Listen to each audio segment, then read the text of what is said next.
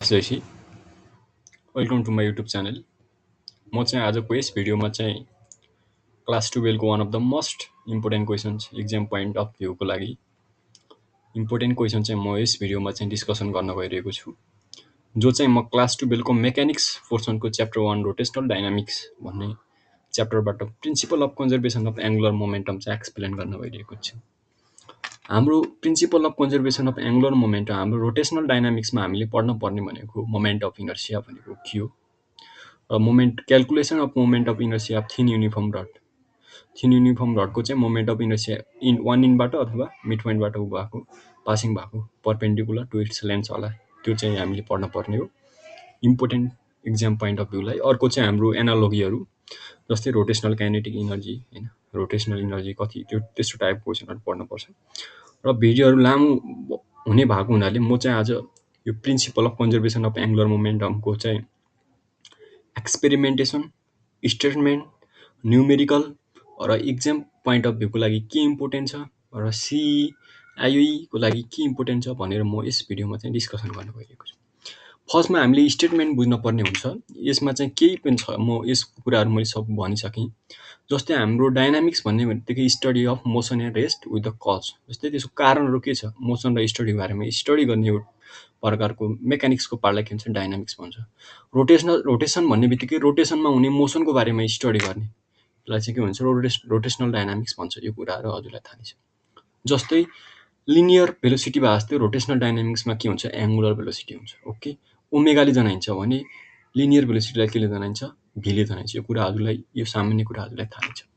र म हाम्रो principle of conservation of angular momentum बुझ्नको लागि first of all we are known about the what do mean by moment of inertia. Moment of inertia भनेको के हो, त्यो कुरा बुझ्न जरुरी छ। ओके, मोमेन्ट अफ इनर्सिया भन्ने बित्तिकै यस्तो टाइप्सको क्वान्टिटी हो which is the product of mass and square of the distance from the axis of rotation is called moment of inertia हुन्छ।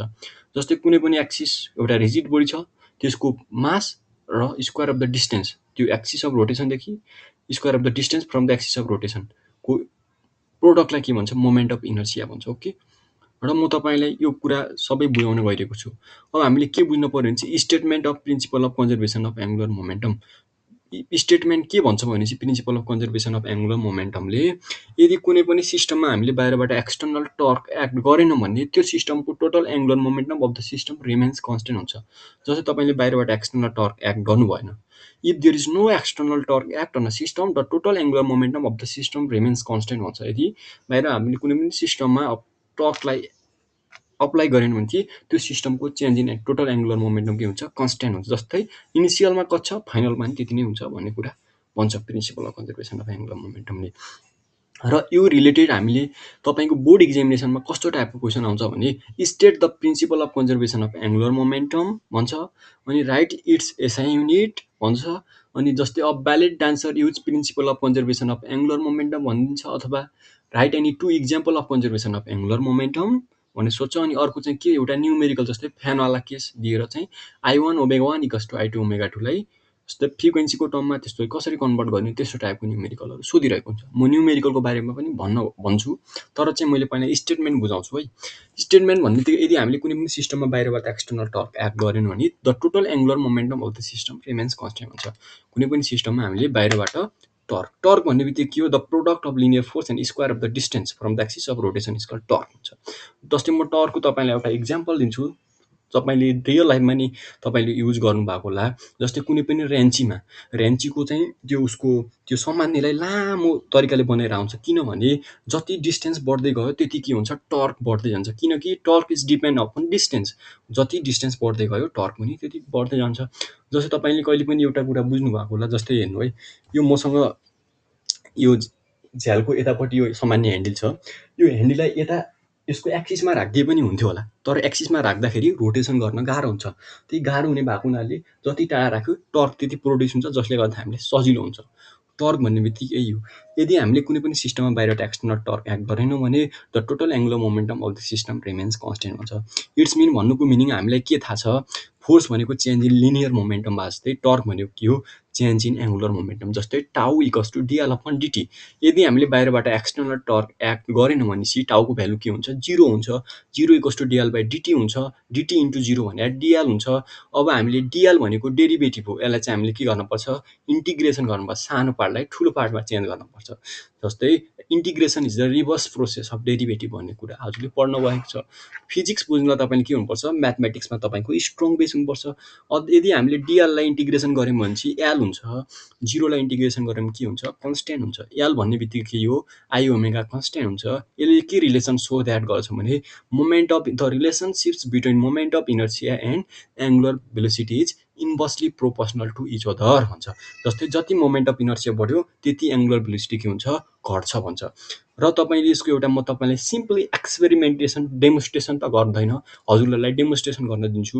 तपाईँसँग एउटा रइक छ, एउटा बोइलिक छ, एउटा पाकेको अन्डा छ, एउटा काँचो अन्डा छ। But you don't know which one is raw egg and which one is boiled egg. तपाईँलाई थाहा छैन कुन रइक हो कुन हो बोइलिक हो, तर तपाईँले छुट्याउन सक्नुहुन्छ by the using of principle of conservation of angular momentum use गरेर you can easily distance the raw egg and boiled egg चाहिँ हजुरले इजिली डिस्टेन्स गर्न सक्छ। कसरी भन्दाखेरि स्पिनिङ गरेर पनि हजुरले डिस्टेन्स गर्न सक्नुहुन्छ। जस्तै तपाईँसँग अनोनिक छ विच वान इज र विच वान इज बोइल तपाईँलाई थाहा छैन, त्यसपछि तपाईँ स्पिनिङ गर्नुभयो भने सँगै उयो गर्दाखेरि जुन फास्ट स्पिन भइरह दिस वान इज बोइलिङ। जस्तै बोइलिङमा के हुन्छ भनेपछि भित्र एकुमुलेसन जस्तै र मेटेरियलले भित्र दिने प्रेसर अथवा फोर्स हुन्छ कम हुन्छ, जसले गर्दा फास्ट स्पिडमा घुम्छ। अनि रइकमा केसमा के हुन्छ लिक्विडले के गर्छ भित्र प्रेसर र फोर्स दिने भयो भने अलिक स्लो घुमिरहेको हुन्छ। त्यसैले तपाईँले you can easily distance raw egg and boiled egg by using the principle of conservation of angular momentum.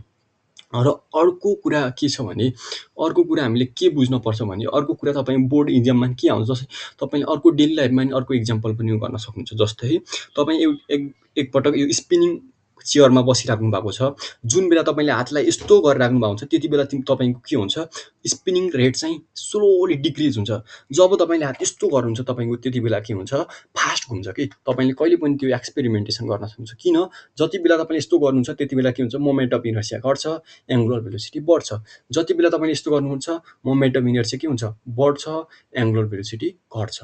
Okay, यो कुरा चाहिँ तपाईँले बुझ्नु पर्यो। यो भन्नेकै त्यही नै the relationship between external torque and relation between external torque and angular momentum is भनिसकेँ तपाईँलाई। यदि बाहिरबाट एक्सटर्नल टर्क गऱ्यो भने एल इनिसियल जति हुन्छ एल फाइनल पनि त्यति नै हुन्छ। जस्तै हामीलाई एल भन्ने बित्तिकै के हो आई ओमेगा द प्रोडक्ट। जस्तै मोमेन्टम भनेको मास र भेलोसिटीको प्रोडक्ट हो भने जस्तै अब एङ्गुलर मोमेन्टम भनेको मासको ठाउँमा के आयो मोमेन्ट अफ इनर्सिया आयो, एङ्गुलर भेलोसिटी ठाउँमा जस्तै लिनियर भेलोसिटी ठाउँमा के आयो एङ्गुलर भेलोसिटी आयो। अब हामीले थुप्रै इक्जाम्पलहरू इम्पोर्टेन्ट इक्जाम्पल्सहरू मैले एक्सप्लेन गर्न गइरहेको छु।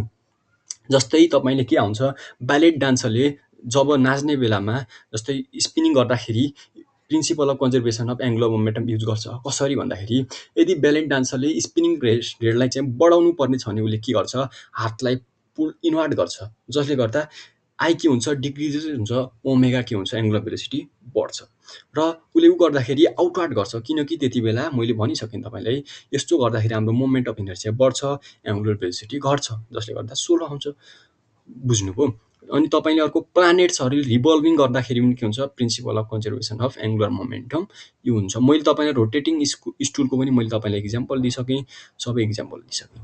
अब हाम्रो सल्भ न्युमेरिकलमा जाऊँ। हाम्रो सल्भ न्युमेरिकलमा कस्तो टाइप्सको न्युमेरिकल सोध्छ म तपाईँलाई गर्छु, कस्तो टाइपको एउटा क्वेसन्सलाई एक्सप्लेन गर्न गइरहेको छु। ओके, हाम्रो के दिएछ हेर्नु है, student rotating on a frictionless stool. एउटा फ्रिक्सनल स्टुलमा चाहिँ के भइरहेको स्टुडेन्ट रोटेटिङ गरेर has moment of inertia 4 kg I1 भन्ने लेट अस्को। पहिला चाहिँ हामीले फिजिक्सको न्युमेरिकल गर्दाखेरि तपाईँले सबसे बढी युनिट हेर्ने, जस्तै युनिट अनुसार तपाईँले के गिभन दिएर थाहा पाउन सक्नुहुन्छ। जस्तै solution let the moment of inertia initial moment of inertia I1 4 kg² भयो। अनि विथ एङ्गुलर भेलोसिटी पनि दिए ओमेगा 1 दिए 3 रेड पर सेकेन्ड भनेपछि यो एसआई युनिटमा छ भन्ने हामीले थाहा पाइसक्यौँ। र the moment of inertia becomes त्यसपछि कति 2 kg/s भयो भनेपछि I2 दियो, I2 भने 2 kg/s। अब हामीलाई के थाहा छ I1 omega 1 equals to I2 omega 2 यो फर्मुला लगाएको। अब हामीलाई I1 ओमेगा 1 को भ्यालु थाहा छ, I2 को भ्यालु पनि थाहा छ, तर ओमेगा 2 निकाल्नु भनेछ। ओमेगा 2 हामीले वी क्यान इजिली निकाल्न सक्छौँ। Okay, calculate the rate of revolution भन्छ होइन, rate of the revolution theta equals to त्यो कुरा म चाहिँ तपाईँलाई गर्न गइरहेको छु। र अर्को न्युमेरिकल के गर्न हेर्नु है, रोटेटिङ बडी ह्याज यो के दियो, मोमेन्ट अफ इनर्सिया पनि दियो र एङ्गुलर भेलोसिटी पनि दियो। यी मोमेन्ट अफ इनर्सिया 10 kg, यो पनि सेम त्यस्तै न्युमेरिकल छ, सेम ए जस्तै छ। ओके, अब तपाईँको अर्को के देखा, पार्टिकलको मास 2 kg छ, moves with speed 5 metre per second in circular पाथमा चाहिँ स्पिड 5 मिटर पर सेकेन्डले गुडिरहेको छ। यो क्वेसन चाहिँ तपाईँले you can easily approach this numerical by using the formula of angular momentum in के को फर्ममा लाउनुभयो, तपाईँले लिनियर टर्ममा लाउनुभयो भने चाहिँ हामीलाई के थाहा छ, एल इक्वल्स टु एमभीआर थाहा छ। 2 kg मास चाहिँ 2 kg दिएको छ, भेलोसिटी 5 मिटर पर सेकेन्ड देखा, तर रेडियस कति देखा 0.4, एल इक्वल्स टु एमभीआरबाट यु क्यान इजिली तपाईँले चाहिँ you can easily get the value of angular momentum. यो न्युमेरिकलमा तपाईँले इजिली निकाल्न सक्नुहुन्छ। र अब म तपाईँलाई इक्जाम ओरिएन्टेड की पोइन्ट्सहरू चाहिँ एक्सप्लेन गर्न गइरहेको छु। एङ्गुलर भेलोसिटी भनेको, एङ्गुलर मोमेन्टम भनेको के हो, भेक्टर क्वान्टिटी हो। भेक्टर क्वान्टिटी र स्केलर क्वान्टिटीमा के डिफरेन्स छ म अर्को भिडियोमा गर्छु। भेक्टर क्वान्टिटीलाई म यस भिडियोमा भन्न गइरहेको छु। Vector quantity is the those types of quantity which have both magnitude and direction by follow the triangle of vector addition is called vector quantity. जस्तै भेक्टर क्वान्टिटी हुनलाई डाइरेक्सन र म्याग्निट्युड मात्र भएर हुँदैन, उसले के फ्लो गर्नुपर्छ, triangle of vector addition follow गर्नुपर्छ। यदि कुनै पनि क्वान्टिटीले डाइरेक्सन पनि छ तर म्याग्निट्युड पनि छ, तर उसले ट्रायङ्गल अफ भेक्टर एडिसन अभे गर्दैन भने this types of quantity doesn't factor. Okay, जस्तै करेन्टको एउटा तपाईँले बोर्ड इक्जाममा नि आइरहेको थियो 11 क्लासमा, current have both magnitude and direction but it is calculate in the part of scalar quantity why भन्छ। जस्तै करेन्टको मोमेन्ट बोथ म्याग्निट्युड र डाइरेक्सन छ, तर यसलाई स्केलरमा क्वान्टिटीमा गणना गरिन्छ किन भनेर क्वेसन सोधेको थियो। यसको मेन एन्सर के हो भने, करेन्टको बोथ डाइरेक्सन एन्ड म्याग्निट्युड छ, तर current does not obey the triangle of vector addition, that's why current is scalar quantity. You can easily approach this question. Okay, अब SI unit of angular momentum, यो 11 क्लासमा पढेको, मैले explain गर्न परेन। Key condition of for conservation, जस्तै external torque भनेको चाहिँ main condition for conservation of angular momentum. Torque नै मैले भनिसकेँ, तपाईँले टर्कको इक्जाम्पल थुप्रै दिइसकेँ, ढोका केसहरू दिएँ। जस्तो तपाईँ बिर्कोलाई एक आउँलाले खोल्न भन्दा 2 आउँलाले खोल्न सजिलो हुन्छ, त्यो पनि टर्कै कुरा हो। यो क्वेसन पनि सोधिरहेको थियो बोर्डमा, so you can practice this question. Okay, अनि अर्को के भने चाहिँ, यदि मोमेन्ट अफ इनर्सिया डिक्रिज भने के हुन्छ, एङ्गुलर भेलोसिटी बढ्छ। अनि यो भइसक्यो। र तपाईँलाई म प्र्याक्टिस न्युमेरिकल चाहिँ तपाईँले टक्क यो जुन दिएको छ यो प्र्याक्टिस गर्नु होला। न्युमेरिकल आएन भने मलाई तपाईँले कमेन्ट गर्नु होला। ओके, यो चाहिँ सजिलै नै क्वेसन छ। अब बोडी यो पनि त्यही देखा, इट इज फाइदा न्युमेरिकल माथिकै केस हो। रोटेटिङ बोडी तपाईँले कस्तो हुन्छ, फिजिक्सको न्युमेरिकललाई कम्प्लेक्स न्युमेरिकल किन गराउनु भएन भन्दाखेरि भन्नुभएको होला। म चाहिँ कम्प्लेक्स फिजिक्सलाई कहिले पनि कम्प्लेक्सिटी तरिकाले लग्दैन, म चाहिँ फिजिक्सलाई सिम्पल सानो सानो पार्टमा ब्रेकडाउन गरेर ठुलो ठुलो पार्टमा चाहिँ कन्भर्ट गऱ्यो भने चाहिँ physics you can approach in right वेमा चाहिँ तपाईँले अप्रोच गरिसक्नु भएको हुन्छ। तर तपाईँले कम्प्लेक्स तरिकाले जानु भने त तपाईँलाई माइन्डमा डाइभर्स भएर अलिकति पढ्न तपाईँलाई गाह्रो भएको हुनाले फिजिक्सलाई कहिले पनि तपाईँले के गर्ने भने चाहिँ सजिलोबाट अप्रोच गर्न सिक्नुपर्छ। र म भिडियो लङ हुने भएको हुनाले म हजुरलाई मैले principle of conservation of angular मोमेन्टमको मैले सबै यो एक्सप्लेन गरिसकेँ। यसलाई चाहिँ तपाईँ टक्क नोट डाउन गर्न सक्नुहुन्छ। यो चाहिँ तपाईँको बोर्ड इक्जामिनेसनमा 6 मार्क्स यो च्याप्टरबाट आइरहेको हुन्छ। म्याक्सिमम क्वेसन तपाईँको मोमेन्ट अफ इनर्सिया र एङ्गुलर मोमेन्टमबाट आइरहेको हुन्छ। मोमेन्ट अफ इनर्सियाको लागि म अर्को भिडियोमा चाहिँ ल्याउने छु। म आज यस भिडियोमा एङ्गुलर मोमेन्टमको लागि चाहिँ एक्सप्लेन गरेर यस भिडियोलाई इन्डिङ गर्छु। र तपाईँलाई यदि एनइबी रिलेटेड न्युजहरू चाहिएको, सी रिलेटेड न्युजहरू चाहिएको छ भने चाहिँ फिजिसिस्ट सुभाष भन्ने फेसबुक पेजलाई हजुरले फलो गर्न सक्नुहुन्छ। र टिकटकमा पनि मेरो टिकटकमा पनि छ।